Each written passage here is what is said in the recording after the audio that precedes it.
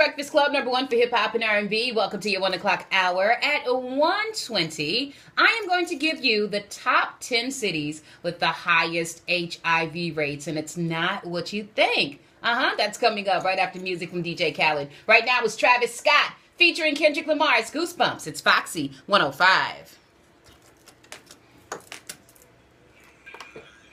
What's good, my folks? Happy Monday to you all.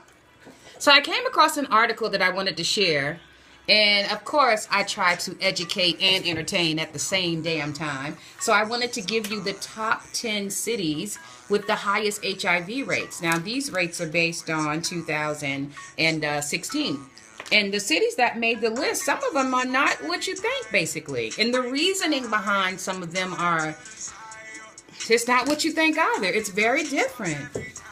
Shout out to everybody checking in. I hope your Monday went well. Crazy weekend. A lot of stuff went down on television this weekend. First of all, shout out to Carver and Spencer. The big game went down on Friday. And I heard the team that was not expected to won after like 25 years of not winning. So congratulations. Got Eclipse brought on some change, pimping. Then, of course, the big fight was Saturday. I don't think that anyone really thought McGregor was going to win, of course. But I still thought it was a great fight. Oh, and let me let you know this. McGregor explains the reason that he feels as though he lost the fight. And let me find that info. He said, I think I smoked him in the early rounds. I was pretty handily whipping him in the early rounds. He then changed the style. He put his gloves up and his head down, and he went into my chest, and he went to work, and I didn't anticipate that.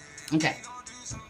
Even though I'm not the hugest Floyd Mayweather fan as a person, I'm a huge fan as a boxer. And Floyd was just studying you for the first couple of rounds, trying to figure out your style so he can get in that ass. So that's what happened. So he gave you the leeway of being able to tag him the first couple of rounds because he was trying to figure you out. And once he did that, he gave it to you. I think y'all can agree with me on that one, can't you?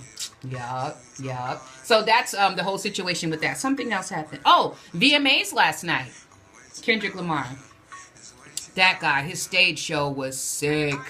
Unbelievable. He had people set on fire. The stage show was crazy. I really enjoyed that last night. Gotta give a shout out to Remy Ma. That was another opportunity for her to take a dig at Nicki Minaj. You know, Remy don't have no manners. If you notice when Remy was talking with Terrence J at the end of their little commentary, Nicki was like, Remy was like, yo, Nicki, what's good? The same thing that Nicki ended up doing to Miley Cyrus at the 2015 VMAs, Remy did it back to her. I just love the fact that they ain't scared of each other, man.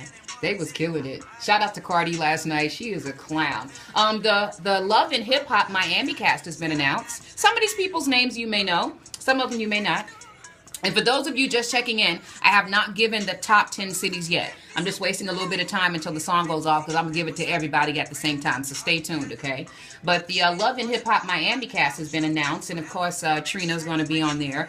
Also, Bobby Lights. I had never heard of him. He's an aspiring gay rapper who feels as though his first cousin Trina is not supporting his career. So he's going to be on there. Self-proclaimed mayor of the 305, Trick Daddy, and his wife going to be on there. Pleasure P. Him and his girlfriend, Shay Johnson. The reason Shay Johnson sounds familiar is because Shay, remember Shay from Love and Hip Hop Atlanta and more famously from Flavor of Love, she was Bucky? That girl can find her way into a reality show, can't she? Well, now she's dating Pleasure P, and she's going to be on Love and Hip Hop Miami. Rapper Gunplay and his girlfriend are going to be on there. Amara La Negra, I don't know her. She's a Latina artist, an aspiring artist by the name of Veronica Vega, producer by the name of Young Hollywood.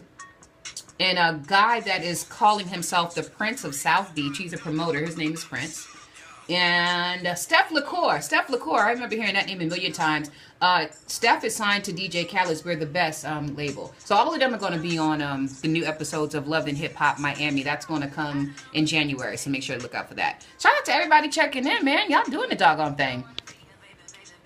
Okay, so after this DJ Khaled and Rihanna song, I'm going to give you those top 10 cities and a little bit of commentary on why it's happening the way it's happening in those particular cities. Some of the cities that you're thinking are not going to make this list, and some that are on the list, you're going to be like, how? How did that happen? Sad news, Safari Samuel's uncle had been murdered, and he's asking for help trying to find the killer. Remember last week I put that picture up of Brandy. And she was still trying to deny them pregnancy rumors. I'm like, either Brandy got fibroids or she pregnant. It's one or the goddamn other. Well, she finally answered the question, and she said, pregnant my A. Damn, can a bee just be bloated? I ain't gonna lie, I did look pregnant though. But nah, I'm not pregnant. I would have had that baby by now. So I wonder if she got some other underlying issues going on maybe. Because fibroids can make you bloated like that. And she was fat in the front. And Brandy is a whole 12 pounds. There's no way a person that little should have that much stomach. I'm sorry. Come on now. For my old school heads, we got about 2 more minutes, okay? I got that coming for you. For my old school heads, RZA has announced a new Wu-Tang Clan album. Y'all know how I feel about my Wu-Tang. It's going to be called Wu-Tang, The Saga Continues. Of course, RZA is going to executive produce that one. Eminem blasts Donald Trump during a show in Scotland. He said to the crowd, ladies and gentlemen, Scotland might have to be our new home because right now, ish ain't going too well over there in the States. I just want to take the moment right now to say, mother F Donald Trump, and the crowd went wild. Shout out to my man Jones Geach. Happy Monday to you, sweetie. Make sure you check him out because he's going to have his album release party this Friday at the Suite. I will be hosting. I did listen to the album. Y'all know I'm hard on music, and the album is a very dope album. So make sure you check it out. Make sure you come through and support our indie artists. It's a great sound. You might even find, you know, a new artist that you might be your favorite artist. So come check it out. For my Netflix it's going to be at the Suite, by the way, if I didn't mention this Friday. For my Netflix and chill people, you'll be glad to know that Netflix has developed its own strains of marijuana to go along with some of their shows. They figure if you're going to sit and watch it, you might as well have you a nice little blunt to smoke. So they got different names for the weeds, and it's for different shows like Orange is the New Black, Wet Hot American Summer, and BoJack Horseman. But it's only sold in LA, okay? Okay, so y'all ready? Okay, let me give you what you came for. I'm going to give you the top 10 cities with the highest HIV rates. Hey, everybody. Because I see y'all telling me, hey.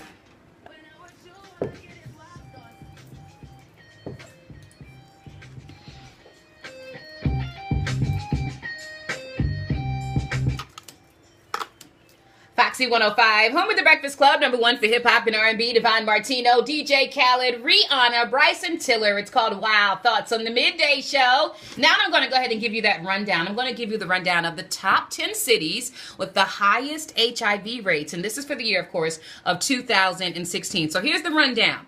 Number 10, Baltimore, Maryland. Number 9 is Jacksonville, Florida. I don't know how that happened. Number 8.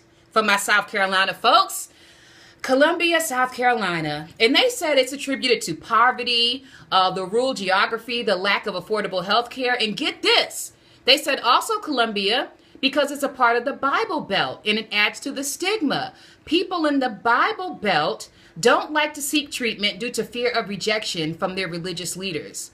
Ain't that something? Let that soak in for just a minute, okay? Number 7 is Atlanta. More than 1,000 people are diagnosed with HIV each year in Atlanta. What's more is 50% of those people aren't diagnosed until they already have like full-blown AIDS. They're just not getting checked up. Number 7, Memphis, Tennessee. About 2,000 people in Memphis who have the disease are not aware of it, which means that they're spreading it and they don't even know it. Number 5 is Orlando, Florida.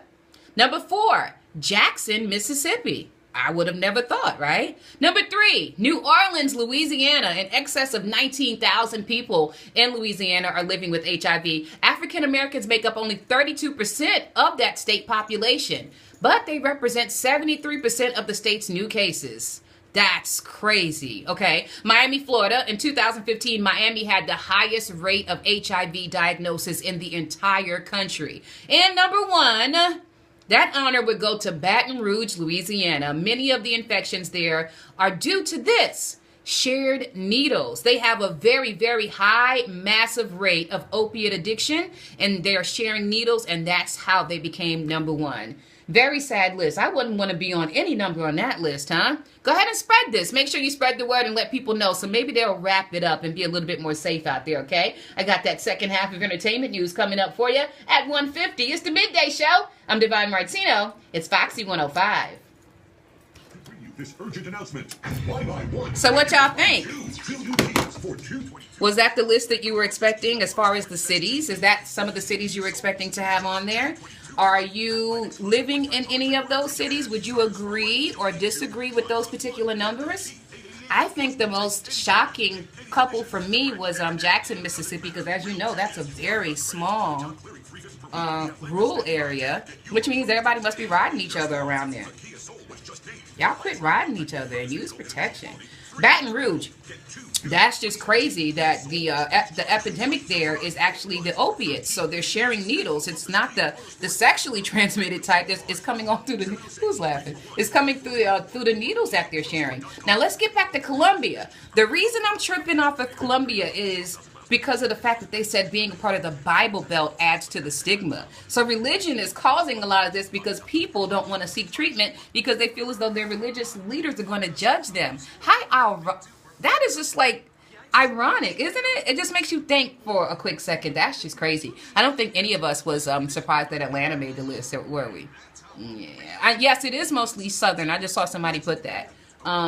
It is mostly Southern. The only northern city that really made the list was Baltimore, you guys. Besides that, Jacksonville, Columbia, Atlanta, Memphis, Orlando, Jackson, New Orleans, Miami, Baton Rouge. So what do you think that we're doing differently in the South? I mean, this is just the top 10. There are other cities, but this is the top 10 of people being infected the most. So what do you think?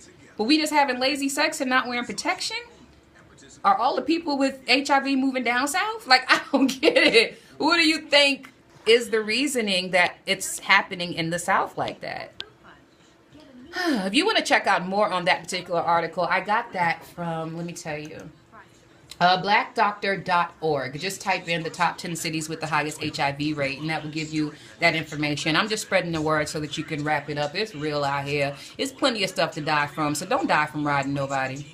That's just not sanitary. Just use a condom, man. Put on a napkin or something, a plastic wrap, Clorox. Just do something. Okay, thank y'all for tuning in. Make sure that you share this video. Make sure that you follow me on all my other social media as well. It's all under Divine Martino. And thank you guys so much for checking in. I love you for it, pimpin'. I'll holla at y'all. Have a great Monday, okay? Peace out.